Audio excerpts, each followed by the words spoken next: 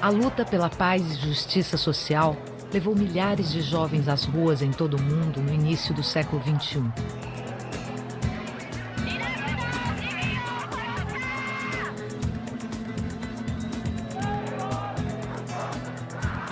No século passado, o sonho de um mundo mais justo e solidário já mobilizava milhares de jovens.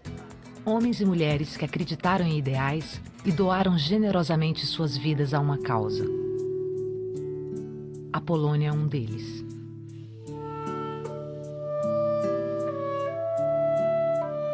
Para viver, é preciso merecer viver. A vida é uma coisa extraordinária, é um dom.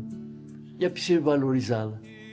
E para isso é preciso ter um ideal nessa vida para torná-la melhor e para tornar a sociedade melhor.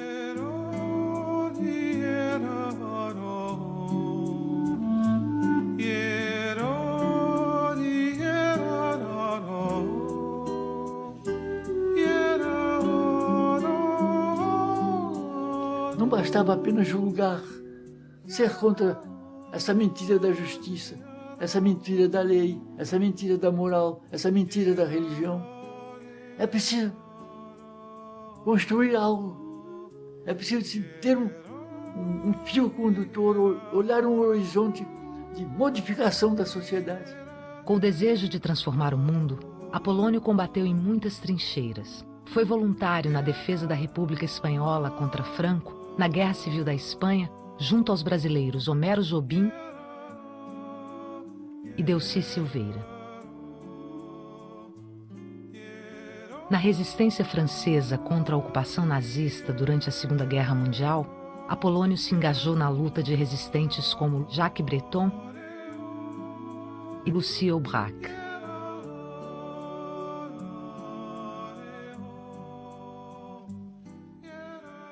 Com o jovem comandante da resistência Serge Ravanel, Apolônio ajudou a libertar várias cidades francesas.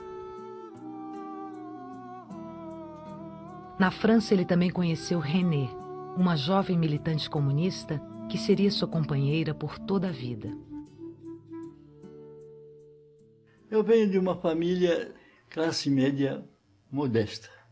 Meu pai era filho de uma família de camponeses de Sergipe. Ele mesmo migrou para Salvador, transformou-se em um tipógrafo, estudou muito e resolveu ser um oficial do Exército. Então veio para o Rio de Janeiro no tempo em que a Escola Militar Brasileira se encontrava na Praia Vermelha. Num momento em que, no final do século, nós tínhamos as grandes agitações e os grandes desafios do fim da escravidão, da marcha para a República, os cadetes se mesclavam muito aos movimentos populares. Isso fez com que a turma de meu pai fosse uma turma bastante identificada com a presença popular e também com ideias corajosas no sentido não apenas de liberdade, mas também de soberania nacional, de respeito à autodeterminação, ao direito dos povos a decidirem de seu próprio destino.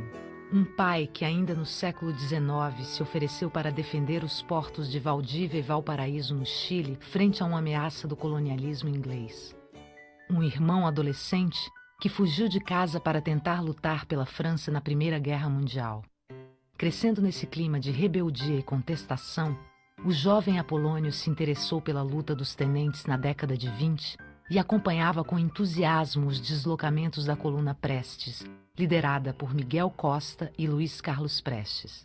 Vindo de família com poucos recursos, embora quisesse ser médico, seguiu a carreira militar. Quando estou na escola militar, envolto pelos acontecimentos, a rebelião, o movimento político-militar de 30, que foi chamado a Revolução de 30 na época. Depois, a situação de 32, quando há a chamada Revolução, a rebeldia constitucionalista de São Paulo, né?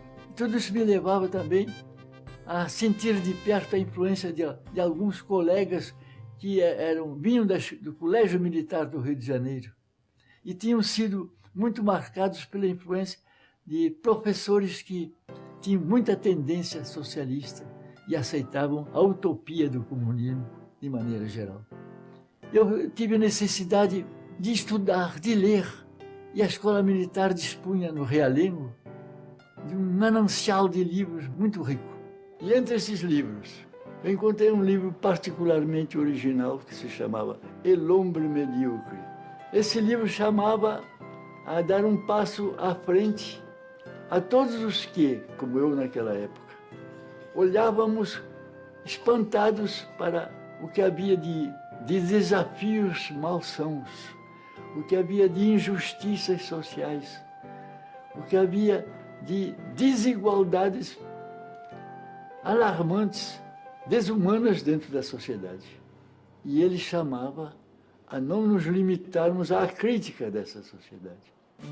Na época do levante militar comunista de 1935, que terminou com mortes e muitas prisões em vários estados, Apolônio tinha 23 anos e era comandante de bateria do 3º Grupo de Artilharia a Cavalo em Bagé, no Rio Grande do Sul. Quando houve o levante de Natal e depois o levante de Recife, depois o levante do Rio, houve uma repressão imensa no Brasil. Ali fui expulso sem ser processado, sem ser ouvido, sem nada. Fui expulso do Exército. Depois fui mandado para o Rio como civil, né? Mas como hóspede de honra do governo Getúlio Vargas na casa de detenção e na casa de correção. Né? Fichado pelo Departamento de Ordem e Política Social, Apolônio e muitos outros brasileiros e estrangeiros passaram a ser, a partir deste momento, vigiados e perseguidos rotineiramente por mais de meio século. Convivendo na prisão com militantes de esquerda como Olga Benário e Graciliano Ramos, foi nesse período que Apolônio veio a conhecer o Partido Comunista. Ali ele também acompanhou a situação dramática da República Espanhola. E atenção, atenção! As tropas fascistas do general Franco foram detidas pelo exército republicano.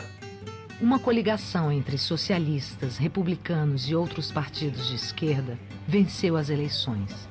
As elites, contrariadas com os avanços das forças populares, se uniram aos militares insatisfeitos e alas mais reacionárias da Igreja. Houve uma revolta militar, liderada pelo general Franco, contra o governo democrático eleito. Estávamos ainda na prisão quando há o golpe militar e o fracasso do golpe militar contra a República. Então nós vivemos intensamente a resistência da República.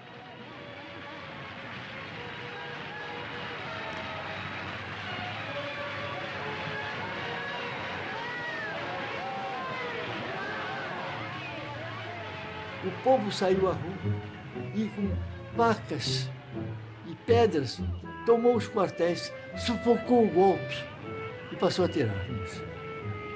Aí surgiram as brigadas populares para defender as fronteiras que se criaram, porque a parte dos franquistas ficou com metade oeste do país e a metade leste, que dava para o Mediterrâneo, ficou com a República.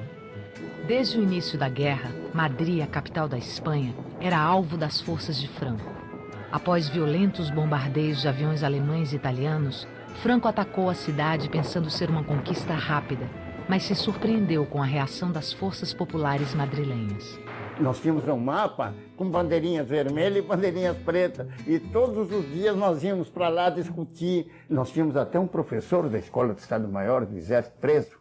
Então eram aqueles mais capitães, pessoal de mais gabarito, mais conhecimento militar, mexiam as bandeirinhas, se discutia, enfim, eu estava por dentro da guerra, mas nunca pensei que eu fosse para lá. Apolônio e Deussi ainda estavam na prisão quando as forças franquistas conquistaram a região basca. Mais de 30.000 bombas explosivas e incendiárias foram lançadas pelos aviadores alemães da Legião Condor no bombardeio a Guernica.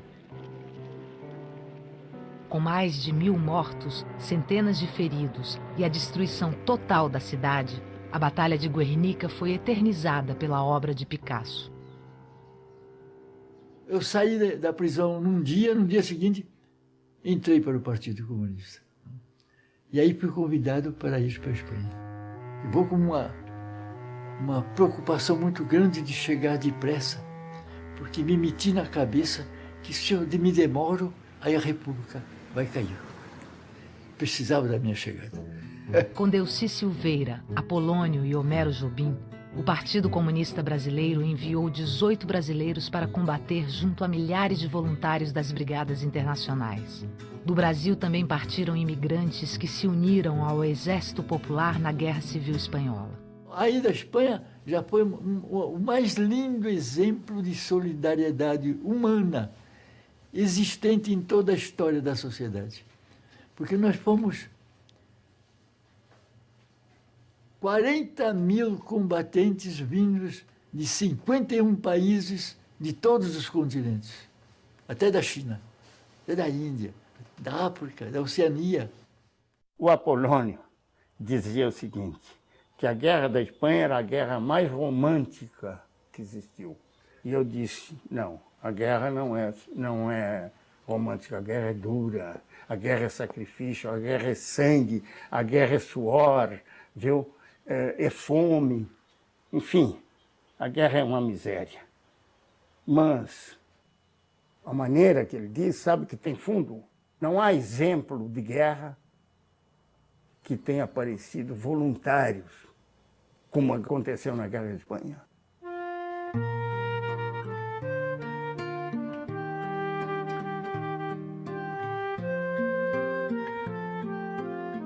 Venistes de muy lejos, mas essa lejania que es para vuestra sangre que canta sem fronteiras. La necessária muerte os nombra cada dia, não importa em que cidades, rincón ou carreteras, de este país, de aquele, del grande, del pequeno, del que apenas sí ao mapa dá um color definido, embalados por um mesmo e grande sonho, sencillamente hablando e anônimos habéis venido. O envolvimento mundial crescia com o relato daqueles que puderam ver os primeiros passos da construção do que antes não passava de uma utopia, de um desejo de justiça social. O escritor inglês George Orwell, que lutou em uma coluna do Partido Obreiro de Unificação Marxista, o POUM, relatou suas impressões. Pela primeira vez em minha vida, eu estava em uma cidade onde a classe trabalhadora estava no poder. Praticamente todas as edificações, fosse qual fosse o tamanho, foram tomadas pelos trabalhadores e encontravam-se ornamentadas com bandeiras vermelhas ou com a bandeira vermelha e negra dos anarquistas. Em todas as casas comerciais e cafés, encontrava-se a inscrição dizendo que foram coletivizadas. E todos se chamavam de camaradas e tu, dizendo salut, ao invés de buenos dias. Preocupados com o avanço do nazifascismo, jovens de todo o mundo se uniram para ajudar o povo espanhol. As irmãs René e Paulette Emmanuelle faziam campanhas nas ruas de Marsella. Pour pris position contre Franco, pour la République espagnole. Alors déjà à cette époque-là, on allait chez les médecins pour avoir des médicaments, on faisait des collectes dans la rue pour envoyer de l'argent en Espagne. Alors ça a été comme ça. Et puis on a su très vite que dans le fond, la guerre en Espagne, c'était qu'une répétition, et que nous allions avoir, nous, la guerre. Hein. Eu era oficial de artilharia, tive funções muito altas, mas nossa artilharia era muito inferior à artilharia franquista.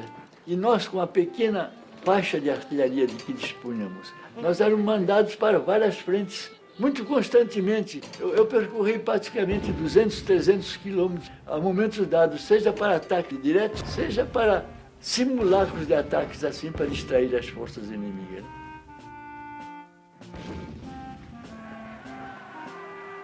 O mais expressivo líder popular anarquista era Buenaventura Durruti Domingues. Durruti desertara do exército na Primeira Guerra Mundial. Foragido, participou de lutas anarquistas na América Latina antes de voltar à Espanha para comandar importante coluna anarquista. Juan Martínez conheceu Durruti na prisão e lutou ao seu lado na frente de Zaragoza.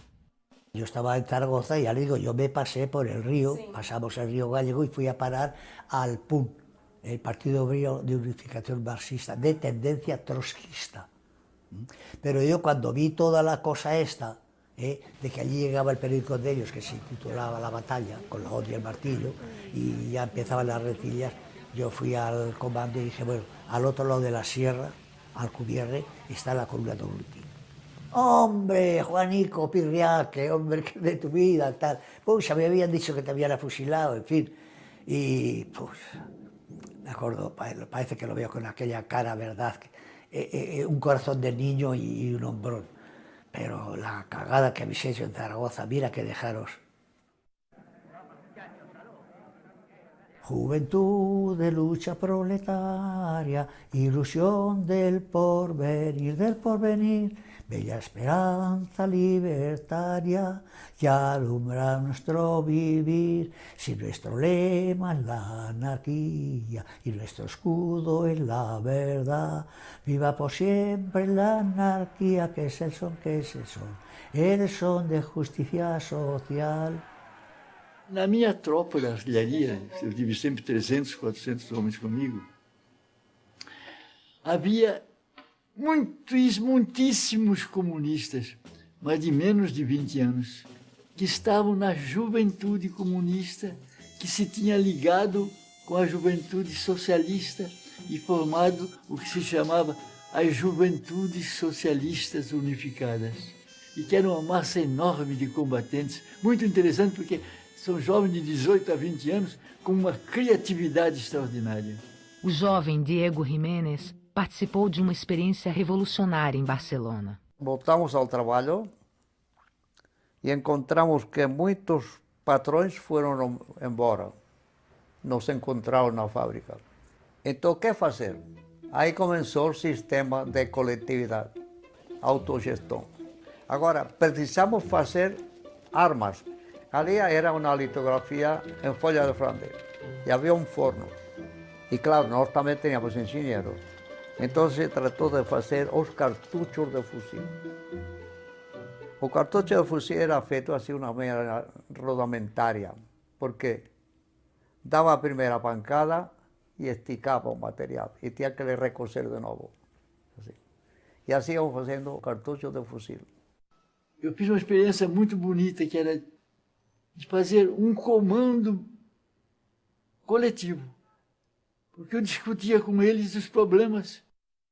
Eu é que daria a solução final, mas eles ajudavam com sugestões, com observações. Na guerra, o pior é a retaguarda, falta tudo. Por exemplo, açúcar, essas coisas, leite era para velho e criança. Faltava muita coisa, o povo passava necessidade. Nós, na frente, não passávamos necessidade, nós comíamos. Viu? Qual era a nossa comida? Era grão de bico, vinha um sopão grosso, ou então lentilha. Essa era a comida. Pão, a gente recebia um pão e vinho. Con el quinto, quinto, quinto, con el quinto regimiento, yo me voy al frente para las líneas de fuego. À noite, nós fazíamos fogueiras, em época de inverno, porque vivíamos no campo, vivíamos nas frentes, né? Os tenentes e os soldados, né, sentavam-se ao lado da fogueira e cantavam suas canções espanholas, árabes, né? Para passar o tempo. Contra bombas invasoras, bam, bam, bam, bam, bam, bam. Contra bombas invasoras, bam, bam, bam, bam, bam. Contra ataques muy rabiosos, ay Carmela, contra ataques muy rabiosos, ay Carmela.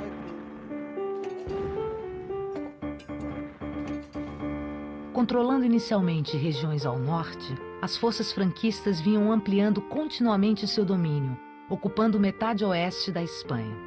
Anarquistas, comunistas e socialistas, antes unidos pelos mesmos ideais, passaram a se acusar mutuamente pelas derrotas. Muitos anarquistas foram assassinados. o POUM foi posto na ilegalidade e o seu secretário-geral, André Nin, assassinado. O Partido Comunista se jogou particularmente sob a orientação extremamente perversa, intolerante e profundamente unilateral da Internacional Comunista, que era dirigida fundamentalmente pelo PC da União Soviética. Passaram a atacar diretamente e violentamente o Partido Operário de Unificação Marxista, que se chamava o PUM, que era de comunistas que não aceitavam as ordens de Moscou e, ao mesmo tempo, atacavam, em particular, os anarquistas. 100.000 republicanos avançaram sobre as margens do rio Ebro, decididos a conter os avanços das tropas nacionalistas. E nessa frente eu estive lá. Os tanques passaram, porque nós não tínhamos armas para deter tanques. A arma para deter tanque é o canhão próprio para isso e a bazuca, que só existiu na Grande Guerra. Ainda não existia. Mas a artilharia, nossa artilharia na retaguarda se encarregava deles. Viu? Mas a infantaria não passou. Quando eles viram que eles tiveram que parar, e o chão, porque o fogo os detinha, o fogo das metralhadoras, aí eles levantavam para correr, e a gente aqui, via quando eles caíam assim aos montes. Viu?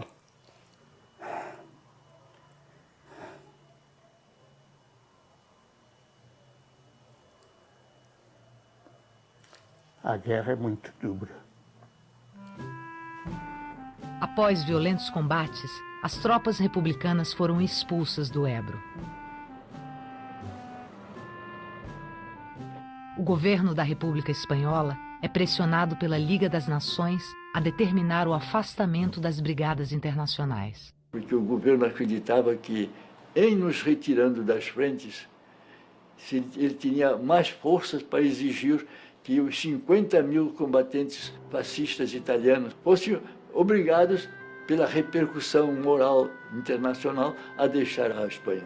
Na realidade, os franquistas pediram mais forças italianas e mais materiais alemães, multiplicaram suas forças e nós retiramos um contingente que, em fim de 1938, constituiu ainda uma trintena de milhares de combatentes com uma bela experiência. A líder comunista Dolores Ibarrorí, La Passionária, se despede dos voluntários estrangeiros em Barcelona. Camaradas das brigadas internacionais! Vocês vieram a nós como nossos irmãos, oferecendo-se incondicionalmente e nos dias mais duros de nossa guerra. Vocês abandonaram tudo: carinho, pátria, lar, fortuna, mãe, mulher, filhos, irmãos. E vieram até nós a nos dizer: aqui estamos. Sua causa, a causa da Espanha, é nossa causa. É a causa de toda a humanidade avançada e progressista. Vocês podem sentir-se orgulhosos. Vocês são a história, são a lenda, são o exemplo heróico da solidariedade e da universalidade da democracia. Mais ainda, soldados do mais alto ideal de redenção humana. Os que ficam para sempre, fundindo-se com nossa terra, estão aureolados de nossa eterna gratidão. Bandeiras da Espanha, inclinem-se diante de tantos mártires. Após a morte e o exílio de milhares de espanhóis, termina a Guerra Civil Espanhola.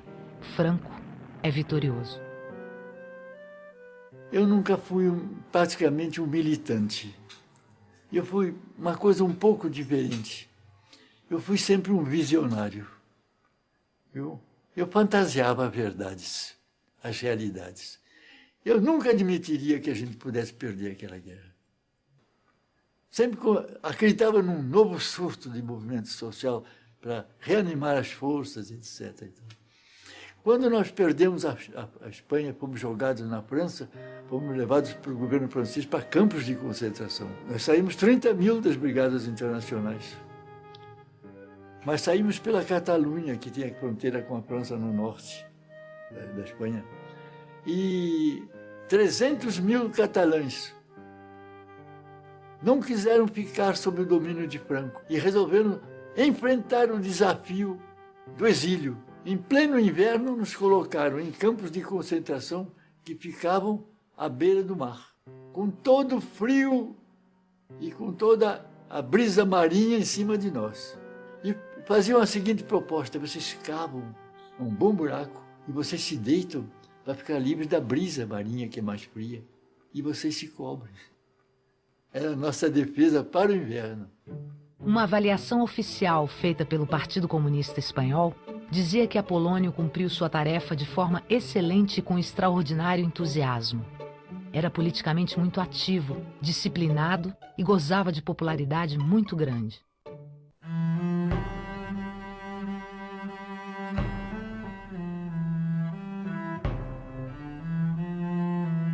De Argelès-sur-Mer, Apolônio é transferido para o campo de Gurs, nos Pirineus Ocidentais, de onde foge para Marsella.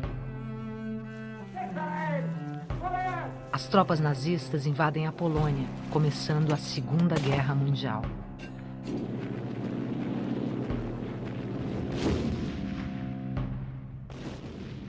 A grande massa dos brasileiros que tinham participado das brigadas e que estavam vivos, que nós perdemos 5 brasileiros dos 18.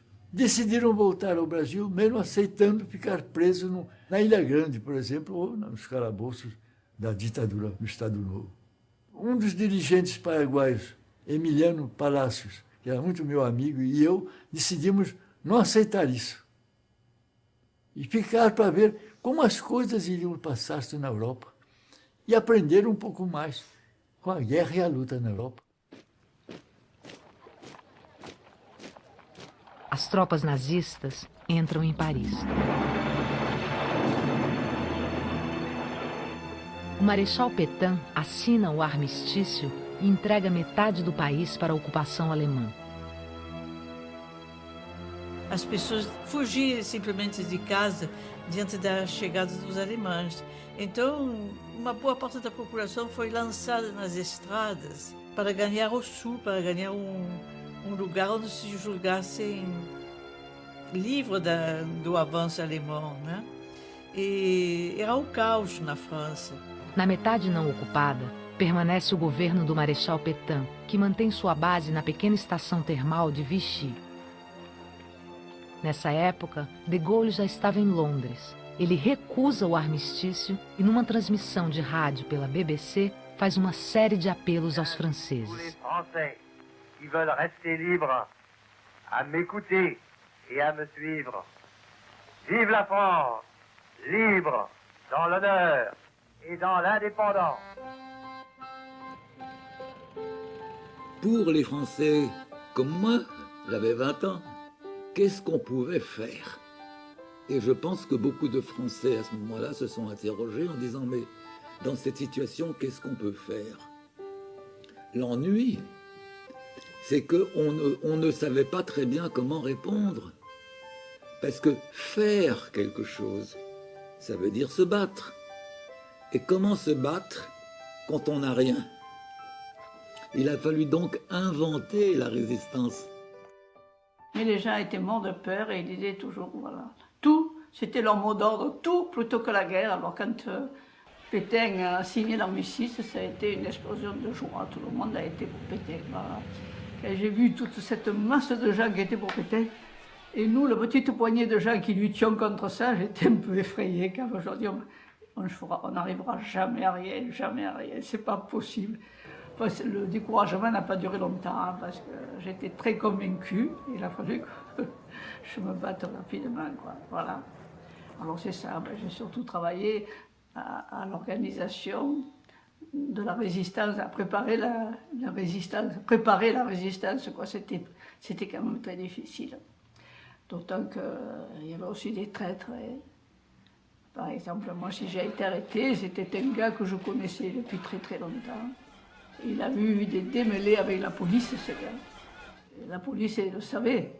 Elle est venue le trouver en lui disant « Tu connais beaucoup de gens qui sont de gauche et qui sont susceptibles d'aller dans une résistance.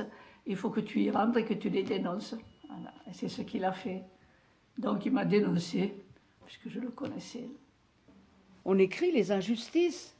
On écrit, par exemple, que la directrice de mon lycée a été révoquée parce qu'elle était juive, que dans une rue, il y a un médecin qui était d'origine espagnole, qui était républicain espagnol, réfugié en France, il a été arrêté. On écrit ces injustices et ça déclenche chez les gens qui l'ont connu le besoin de connaître, de savoir ce qui se passe. Et c'est pour ça que je crois que la première arme de la résistance, c'est l'information. Quand on sait ce qui se passe, on sait ce qui se passe, on peut juger, on peut choisir et on peut s'engager. E qu'est-ce que ça veut dire l'engagement? Ça veut dire la solidarité. Com 30 anos, Apolônio começa a fazer ações armadas pela resistência francesa junto aos imigrados, o grupo de franco-atiradores e partisãs, FTP-MOI. Mas a resistência francesa partia do nada. Partia de pequenas formações de guerrilha. Começava-se por aquilo que normalmente numa organização militar se chama um grupo de combate. E são 8 homens, dos quais um é o comandante, né? Se passava em seguida a um destacamento de 3 grupos de combate, 24 homens. 24 homens de guerrilha numa cidade como Marsella, podendo juntar-se 20 para fazer uma operação perigosa e ao mesmo tempo dispersar-se e desaparecer, nós nos sentíamos como quem comandasse um regimento. Et il y a eu des groupes de résistance qui ont été fantastiques. Parmi les plus beaux en France, c'est les groupes de la MOI. Et ces groupes ont fait des dizaines de déraillements, ils ont fait un tas de choses. Vraiment, ils ont été parmi les meilleurs résistants, parmi les meilleurs. C'est formidable. Et alors, en plus, ensuite, quand je suis devenu chef militaire de la région de Toulouse, c'est là où se trouvait Apolonio, j'ai trouvé les Espagnols.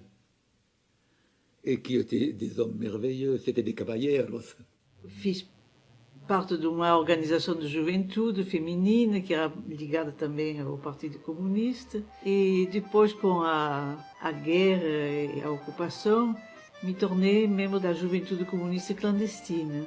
E com os meus amigos da imigração conheci o Apolônio, que militava junto com os imigrados também.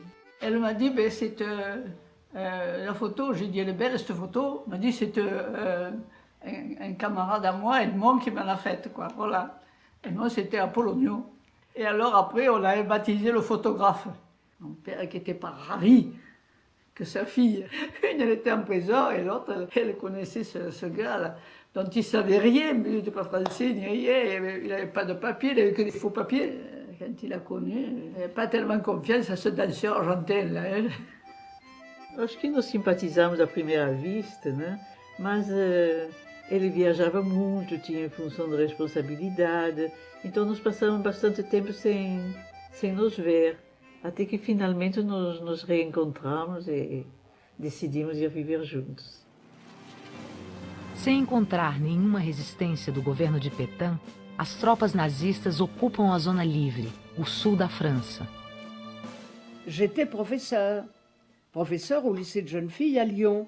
Donc j'avais mes cours à préparer et mes cours à assurer. J'avais donc une vie un peu complète. Et au mois de mai 1941, j'ai eu mon premier enfant. Donc j'étais épouse, j'étais maman, jeune maman, j'étais professeure et j'étais résistante. Notre résistance, elle a été très longtemps une résistance de propagande, d'information et de solidarité. Et puis à partir du moment où les Allemands ont occupé la zone sud, elle est devenue une résistance militaire, avec les sabotages, avec l'action directe. Os alemães estavam sobrecarregados de armamento poderoso, né? De um serviço de informação, conheciam a realidade francesa muito melhor do que alguns franceses, né? Porque eles que dominavam, roubavam, pilhavam a França, né? E não admitiam contestação, né? Quando passava, por exemplo, uma tropa alemã desfilando pelas ruas de Nimes, cantando Alô, Lili, Marlene, alô, Lili, Marlene. Muito bem. E nós, então, preparávamos o quê? Bombas que deviam espalcar a determinados momentos sobre a tropa que passava, né? Mas, ao mesmo tempo, a tropa que passava apontava para os transeuntes, ou para os inimigos que estavam parados observando, né? Viu? Apontava as armas como se fossem inimigos mesmo, né? Todas as pessoas que queriam saber um pouco o que acontecia pelo mundo se ligavam à BBC. Era assim interessante porque eu acho que às 8, 9 horas da noite a emissão, que não se podia ter luzes acesas por medo dos aviões. Então todo mundo acolchoava as janelas para não deixar a luz passar e ao mesmo tempo acolchoava também porque ouvia a BBC de Londres, né? Então se a gente se aproximasse muito da janela, poderia ouvir o toque da Quinta Sinfonia, né? Eu fui colocado no organismo que se chama o NAP, Noyautage des Administrations Publiques, que significa a entrada clandestine, evidentemente, junto com os organismos públicos, que significa ter gente dentro do correio. Por quê?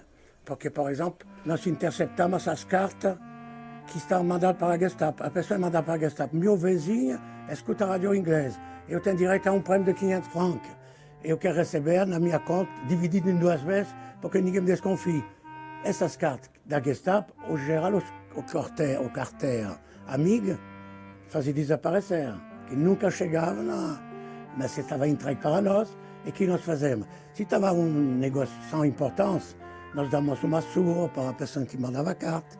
Se não estava suficiente, nós mandamos um pequeno caixão de papelão para avisar ele que poderia ser pior, e se ele dedava ao ponto que alguém pode morrer, ele poderia ter acontecido coisa bem pior para ela. Cada um de nós foi chamado a armar-se, roubando a arma de um inimigo fardado. Nossa organização militar pede aos metalúrgicos que nos preparem uns castetes mais finos, de aço, muito pesados, né? O militar alemão, que seria a vítima, quer puxar sua pistola, nós já temos muito mais facilidade para pegar nosso castete, bater com todas as forças na cabeça e jogá-lo por terra, né?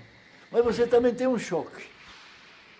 É que você sente uma pessoa que está abatida, que está jogando sangue pelo seu rosto, está morto.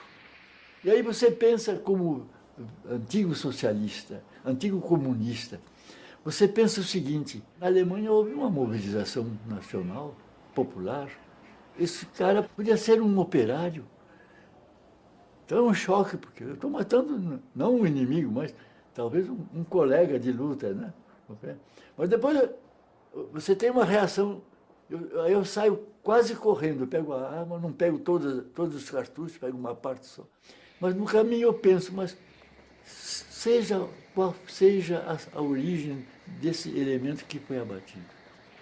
Ele está aqui em nome de uma Alemanha nazista e de uma Itália fascista que estão oprimindo o nosso povo, roubando a França, massacrando os franceses que protestam, que contestam esse domínio. Então, ele é tão inimigo como o maior dos inimigos. Aí, quando eu entro em casa, eu estou sorrindo.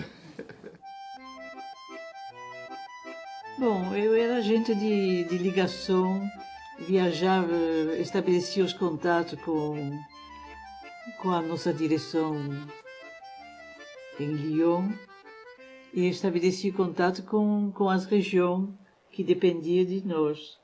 Então, eu estava sempre viajando para lá para cá também. La résistance n'aurait pas été ce qu'elle a été s'il n'y avait pas eu la complicité des femmes, des gens qui nous ont accueillis. Toujours une femme, une maîtresse de maison, il n'y a qu'à demander maintenant, est-ce qu'un homme peut arriver dans sa famille en disant ce soir je vous amène une femme, un homme blessé, puis un petit garçon, ils vont coucher là.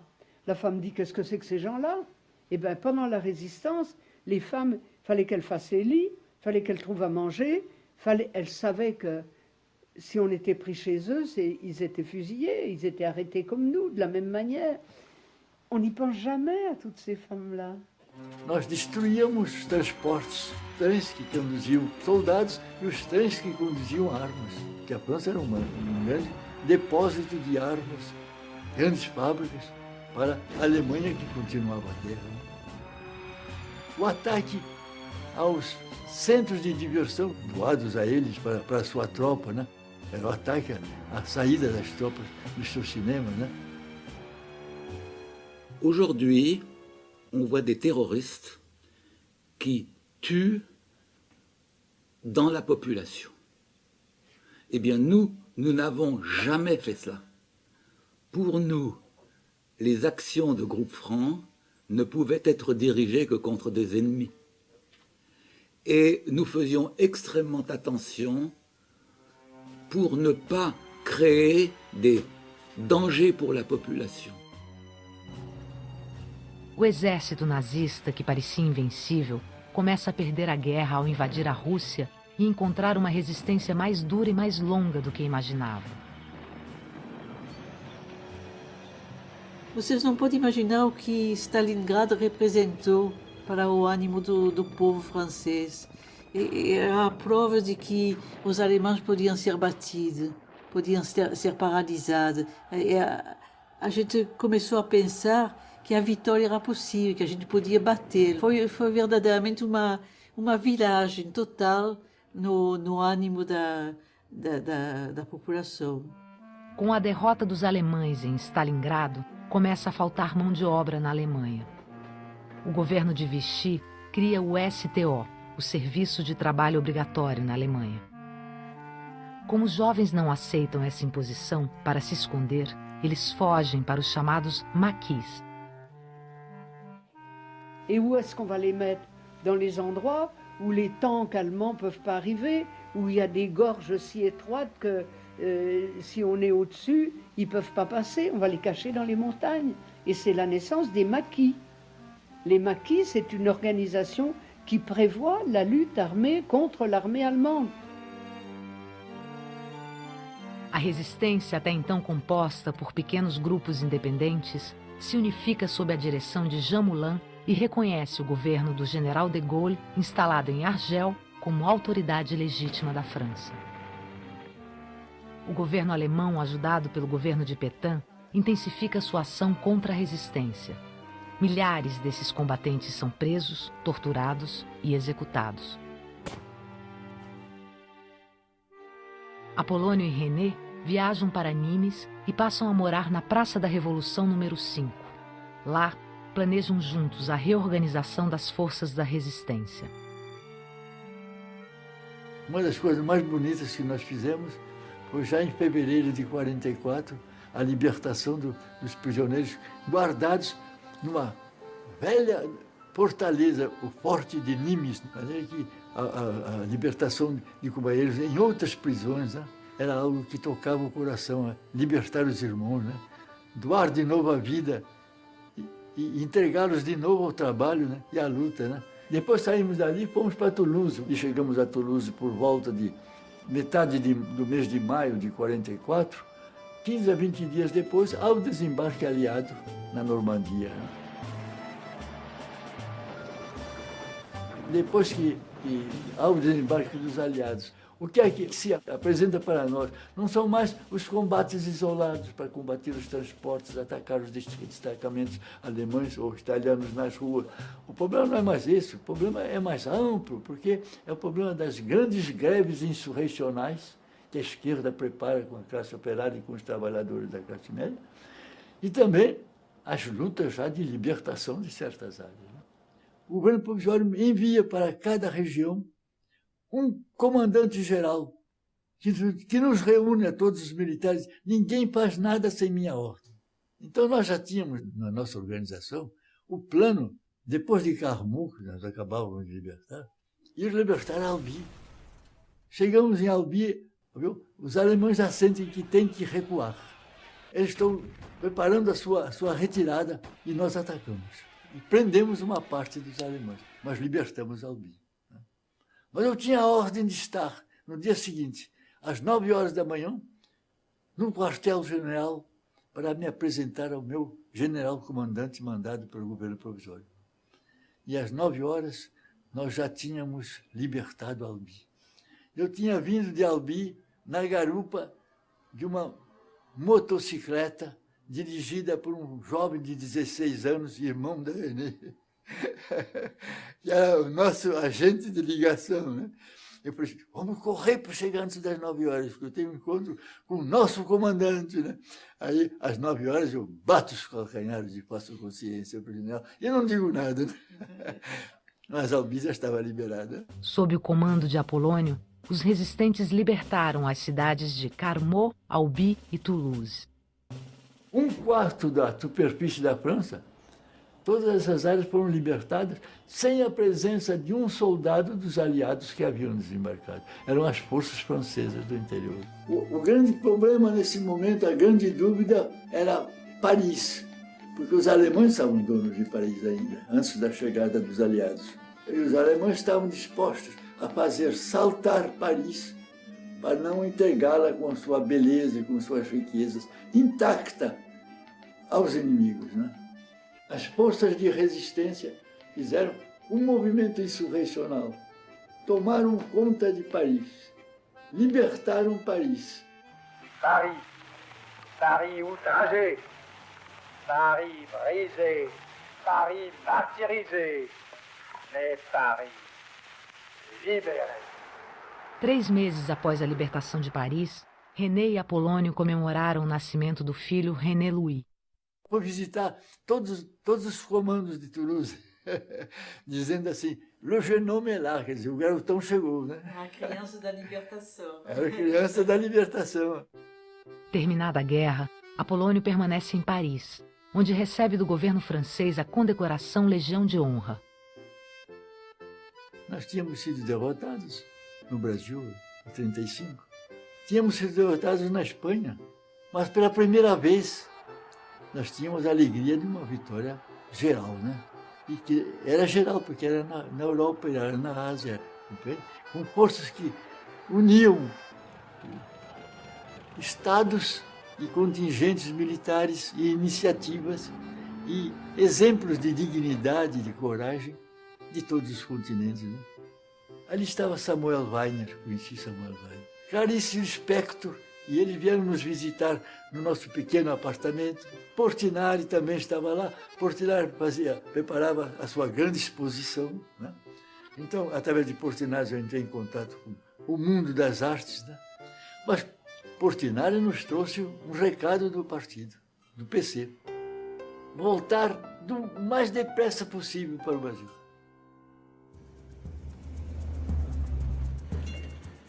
Quando Apolônio e René chegam ao Brasil, o Partido Comunista respirava pela primeira vez a legalidade.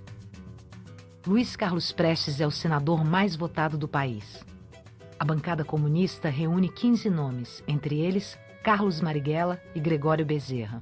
A partir daí também eu passo a militar no Partido Comunista, participar dos seus comícios. Eram muito bonitos os comícios na Praça do Russell. Eles se faziam às 6, 6h30 da noite, e os trabalhadores, os militantes, os simpatizantes, que enchiam o Largo do Russell, levavam jornais da tarde. E, a um momento dado, eles acendiam esses jornais com seu fósforo e saudavam levantando aquelas chamas. Era verdadeiramente um espetáculo inédito, né? Eu vinha da Europa empolgada, feliz, cheia de entusiasmo, mas sem essas coisas primitivas, né? Que são do nosso feitio, né? Da nossa latinidade latino-americana, né? A vida aqui foi muito difícil, porque eu me encontrei sozinha, sem falar a língua, nas dificuldades do Brasil da pós-guerra, né? Havia falta de leite, faltava carne, faltava muita coisa. Eu me encontrava assim, de repente, depois de uma militância muito ativa, né, muito perigoso, carregando arma, carregando munições, carregando material subversivo, né? E me encontrava feito uma dona de casa com uma criança pequena, uma outra a caminho, né? Ficou o Apolônio muito ausente de casa, né? A vida de família que ele teve foi exigência dela mais do que o Apolônio, né? Porque para o Apolônio tinha as missões, né? Mas ela que exigiu, queria ter uma casa, a casa tinha que ter pelo menos uma cadeira para cada um sentar, queria que os filhos estudassem, fossem ao médico, se vestissem, né? Então, um pouco mais de bem-estar que a gente teve na vida foi graças a ela, que trabalhou um bocado, se queimou e para ganhar um dinheiro, fazer aquilo, para a gente ter um mínimo de bem-estar, né? A legalidade tem vida curta. O registro do PCB é cassado e os comunistas mergulham numa profunda clandestinidade. Eu teria condições, continuando na minha atividade legal, de participar da vida social e da vida política do país. Mas o partido achou que eu devia, com toda a direção, mergulhar na clandestinidade. E numa clandestinidade extremamente exagerada. 6 em 6 meses mudava de casa. Era sagrado, porque não podia deixar a pista para a polícia, né? E o Apolônio, num certo período, ele foi secretário do Prestes, e a casa dele era a casa onde se faziam as reuniões do Comitê Central. Então era uma coisa muito divertida, porque sempre tinha que ser uma casa grande, né? Agora, a casa grande não tinha nada dentro, só tinha uma sala disfarçada para se chegasse alguma visita. O resto era penúria absoluta, né? Então, eu penso que o complicado, num certo sentido, para a gente, foi a gente entender como é que era o mundo real. A gente viveu fora do mundo real. E até acho que isso é o mais complicado do que a própria clandestinidade. A clandestinidade para eles foi um pouco um jogo, uma brincadeira. Eles gostavam, quando a gente viajava e ia morar num outro lugar, eles mudavam de nome, de identidade. Aí era um pouco uma brincadeira, eles não se davam conta da responsabilidade da coisa. De certa forma, tinha um privilégio, né? Porque a gente convivia com pessoas que não eram, pelo menos não eram do ramo das pessoas acomodadas ou das pessoas mais medíocres, né? Então, o Diógenes Arruda frequentava em casa.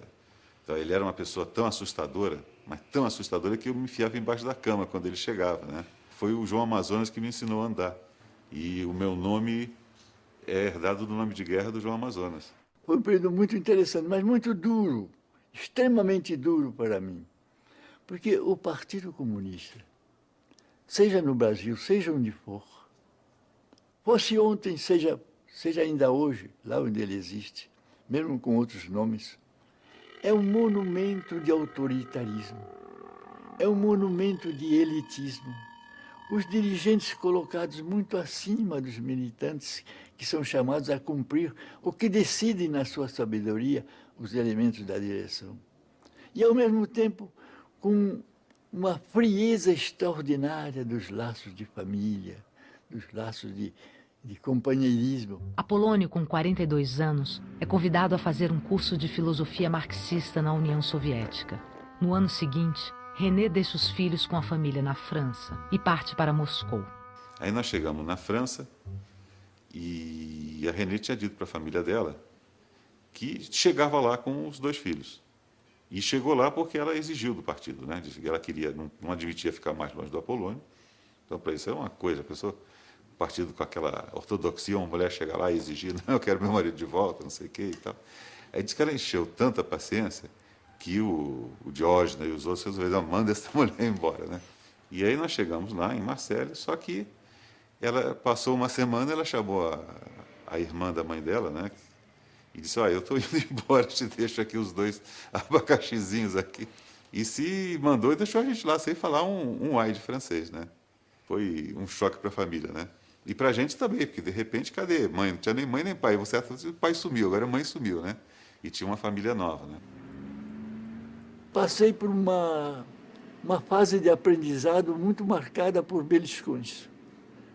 A cada coisa que eu achava bonita e que não era bonita, a René me premiava com um beliscão no braço. E os beliscões foram muito eficazes, porque me colocaram diante da realidade, me ajudaram a ver o que era uma fase de transição muito marcada ainda pelos elementos conservadores, pela resistência às transformações mais positivas e mais audaciosas. Uma das coisas que mais nos chocaram foi a brutalidade da visão das pessoas no quadro da divisão em classes. os passageiros dos navios em que nós também viajávamos, nós tínhamos uma boa parte do navio para a nossa equipe de 40 e tantas pessoas, né? Os passageiros, os demais passageiros, eram divididos em passageiros de primeira classe, de segunda classe, de terceira classe. Isso nos chocou imensamente, né? Um choque abalaria as convicções de muitos militantes comunistas. É a denúncia dos crimes cometidos por Stalin, revelados pelo primeiro-ministro Nikita Khrushchev.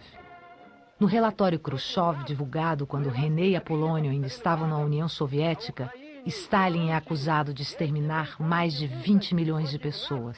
E будете опять готовить нападение, мы так кухнем, что больше не будет жукать. Aqui no Brasil foi um choque extraordinário, porque o próprio informe foi escondido da população, inclusive do Partido Comunista. Para nós não houve nada de chocante, porque nós fomos preparados para isso. Mas para alguns sim. Por exemplo, Marighella.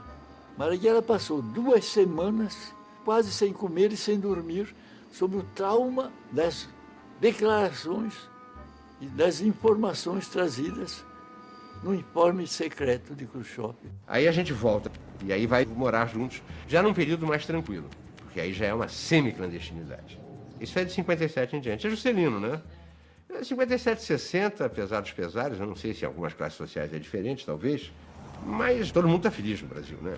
Tem autoestima, as coisas rolam. Não é um período ruim na história do Brasil, né? Eu acho que se a gente teve uma vida em família foi desse período até 64. Porque aí nós moramos numa mesma casa, a família, durante uns 6, 7 anos, né? Tinha casa, nome, endereço, tudo sacramentado direitinho. E eu passei, então, a criar cursos em vários bairros da cidade. Aí tive o apoio incondicional de 2 companheiros jovens e muito ativos, que eram Mário Alves de um lado e Jacó Gorender de outro. E passamos então a fazer verdadeiramente um trabalho muito amplo e organizado de formação política no país, que nunca mais o partido faria de maneira tão ampla. E que nenhuma organização de esquerda ainda hoje faz, o que, a meu ver, é uma lacuna extraordinária que persiste na nossa esquerda, né? Isso verdadeiramente preencheu muito o período de 57 para o período de enfrentamento da surpresa que seria o golpe militar de 64. O governo reafirma seus propósitos inabalados de lutar pela reforma da sociedade brasileira. Era surpresa porque a direção do partido, do PC, não queria aceitar a ideia da possibilidade de um golpe militar, quando a propaganda de um golpe militar era fato corrente na boca dos generais, na boca dos almirantes e na imprensa diária. E um companheiro de Niterói, do Arsenal de Marinha, levantou a seguinte questão: companheiro Prestes, o que é que o senhor acha de tudo isso que eu ando dizendo aí, segundo o que os generais estão preparando um golpe militar de um momento para outro? E Prestes, que estava profundamente enganado, mas que era profundamente sincero dentro da sua visão, afastada, distante da realidade, Prestes teve essa frase antológica: qual seria o general que quisesse perder a cabeça fazendo um golpe neste momento? O golpe militar começa com o levante das tropas do general Mourão Filho em Belo Horizonte. Há uma reunião da direção nacional do partido, e nessa reunião Prestes explica que não tinha conseguido falar com João Goulart para conhecer a marcha dos acontecimentos. O problema era confiar no governo e esperar. Volto em casa depois dessa reunião e tudo mais, e os 2 filhos estão ardendo de curiosidade. E aí, velho, o que é que o PC decidiu? Eu digo assim: você sabe, nós vamos esperar. E foi uma decepção generalizada, né? O René tomou a palavra em nome dos 2 irmãos. Vocês vão esperar, mas nós não. E no dia 31, nós fomos nos mobilizar na famosa filosofia, né? No prédio da filosofia. onde teve um pequeno acidente, um dos nossos dirigentes militares disparou a arma na barriga dele por inadvertência, que já nos mostrou claramente o grau de preparação que nós tínhamos, na verdade. Aí depois nós fomos todos mandados para o CACO, Centro Acadêmico Cândido de Oliveira, que era a Faculdade de Direito na Central. Toda hora você via soldados, não sabia se você escutava tiros, não sabia se ia atirar ou não. E você via aquelas, não só o exército chegando, mas sobretudo a classe média carioca nos carros aplaudindo. Não é de... Fomos para a Praça da República e estamos lá na rua sem entender nada. Aí começa a avançar os tanques. E vem o milico e diz, vocês têm 5 minutos, porque nós vamos meter o cacete em vocês, aí vocês não saírem daí. Aí a alta direção lá diz assim, vamos sair. Aí nós começamos a sair, aí passa um grupo do IBAD e dá uma metralhada no povo que está saindo. Então, cai meia dúzia no chão, assim, né? Aí todo mundo, sebo nas canelas, né? Marighella estava, nesse momento, junto de num dispositivo de comunicação do Exército, porque estava muito ligado aos sargentos, nesse momento, para possíveis ações revolucionárias. E Marighella nos mandou o seguinte recado: é necessário acreditar. Agora, tudo está perdido. Nesta época, o resistente francês Jacques Breton estava morando no Brasil. A chegada dos militares no poder me faz exatamente o mesmo efeito que a chegada dos alemães na cidade, porque é uma violência. Eu achava que Jean Goulart poderia ter feito uma reforma que eu acho necessária, que continuo a achar necessária. Este país, para poder ter um futuro, ele tem que se mudar, tem que ter alteração. Os ricos têm que ser menos ricos, os pobres têm que ser menos pobres. Não tem dúvida. Bom, isso aqui estava na hora de fazer alguma coisa. Eu tinha dúvidas sobre a possibilidade de um protesto armado com apoio da população, porque eu participava da busca de apoio entre os sindicatos que estavam fora da lei, com as suas sedes ocupadas pela polícia. Eu participava da busca de apoio entre os camponeses, eu participava da busca de apoio entre os setores de estudantes, que continuavam a fazer as suas manifestações, cada vez mais reprimidos, sobretudo depois do ato institucional número 5, de dezembro de 1968. Né? Um movimento com apoio popular era muito difícil, mas, ao mesmo tempo, cruzar os braços diante das iniquidades da ditadura militar não era aceitável. As divergências internas dividem o Partido Comunista em uma dezena de grupos que optam pela luta armada. O PCB defende a ideia de resistência ao golpe militar pela via pacífica. Apolônio e os filhos René e Raul rompem com o partido. Em companhia de outros comunistas, fundam o Partido Comunista Brasileiro Revolucionário, PCBR. Então, nós tínhamos uma reunião do Comitê Central, ou da Executiva, do PCBR, que ia decidir a questão política que estava muito acerba, muito pesada. Eu fui com o Apolônio para os pontos e não nos pegaram. Ou seja, a reunião não ocorreu. Então nós voltamos para casa muito preocupados. Ele saiu de manhã para se informar. Eu fiquei esperando, e depois saí para fazer outros contatos que eu tinha que fazer. E quando cheguei de volta, no fim da tarde, me dei conta que alguma coisa tinha acontecido. O Apolônio caiu, acho que em janeiro, por aí, perto de janeiro. O René e eu caímos em março de 70. A um momento dado, começa o interrogatório. Né? E quando eu para responder, eu procuro explicar por que nós temos esse protesto armado, por causa dos crimes da ditadura. Aí um deles, oficial ou policial, sob o meu capuz, me dá uma bofetada. Né? Aí eu achei que era um insulto demasiado, né? Era o máximo de covardia, né?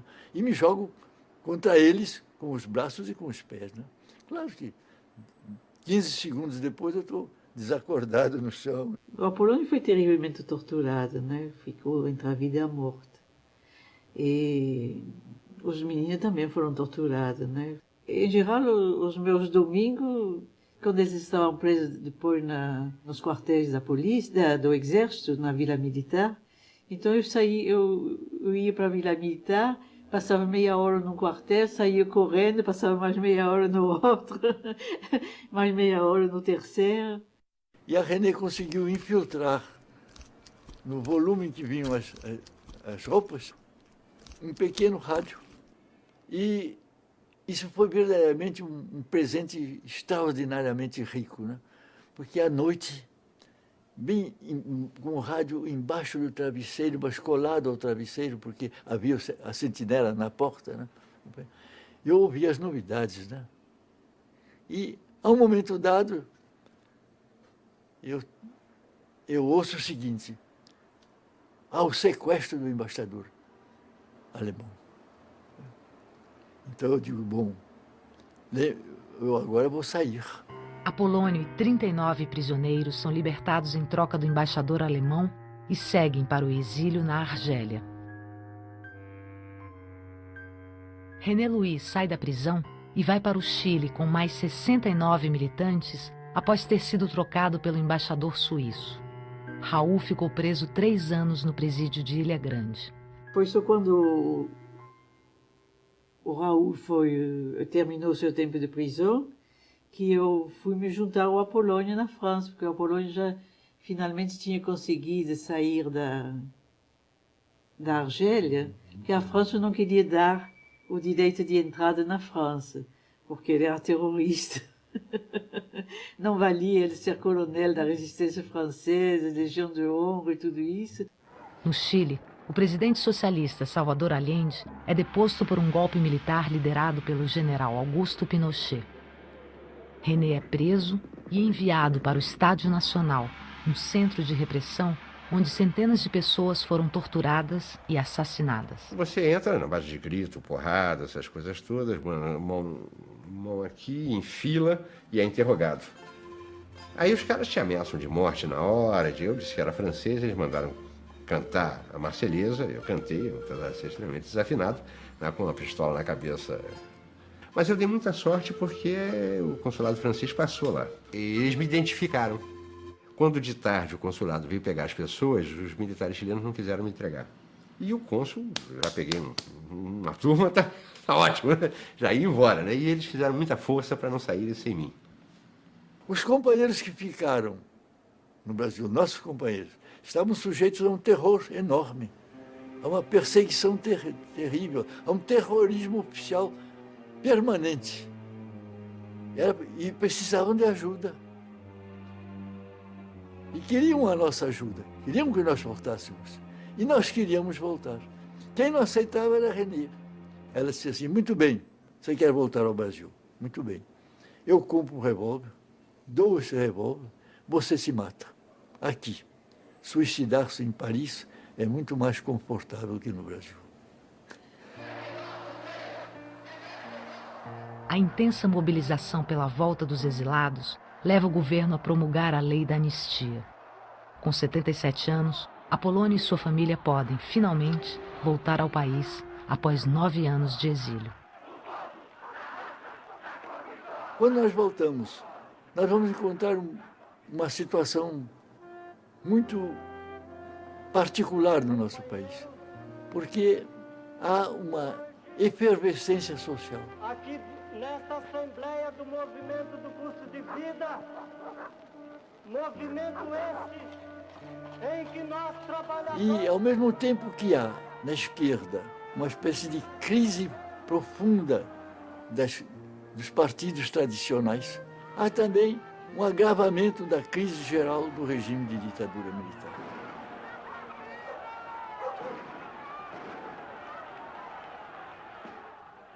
No mundo dos sindicatos se prepara uma eclosão de greves reivindicativas que praticamente selaram o fim da ditadura militar.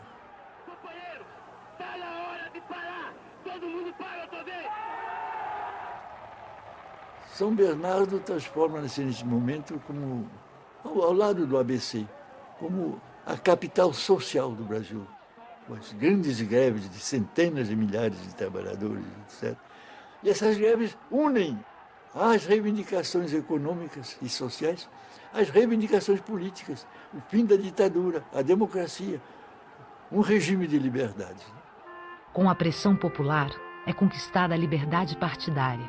E o primeiro partido que se inscreve é o Partido dos Trabalhadores.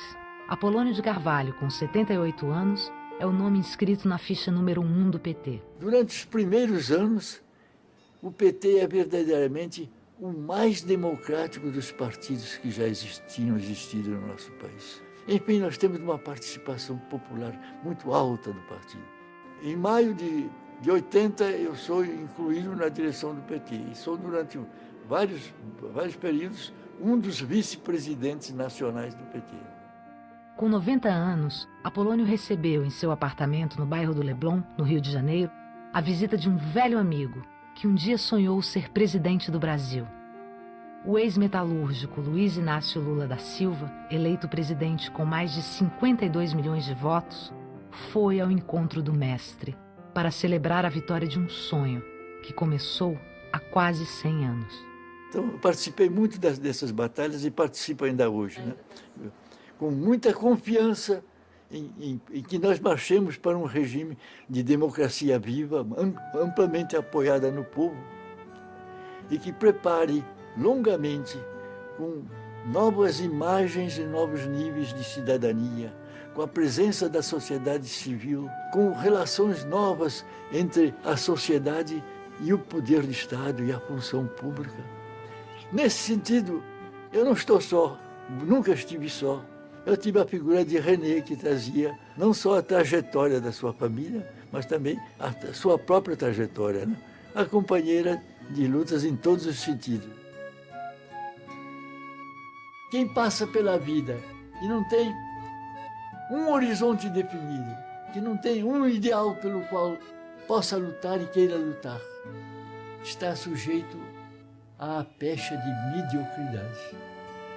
Que não vive, passa apenas pela vida.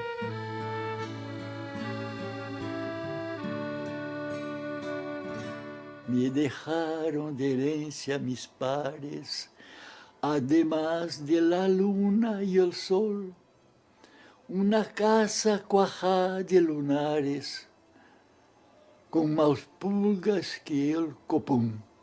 Ay, ay, ay, bien poquita cosa.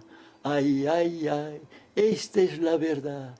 Ay, ay, ay, pero soy dichosa, pudiendo cantar. Soy de la raza Calé, que al mundo dicta sus leyes, hija de pares gitanos, y llevo sangre de reyes en la palma de las manos. Y llevo sangre de reyes en la palma de las manos. Soy de la raza Calé. ¡Olé! Que legal.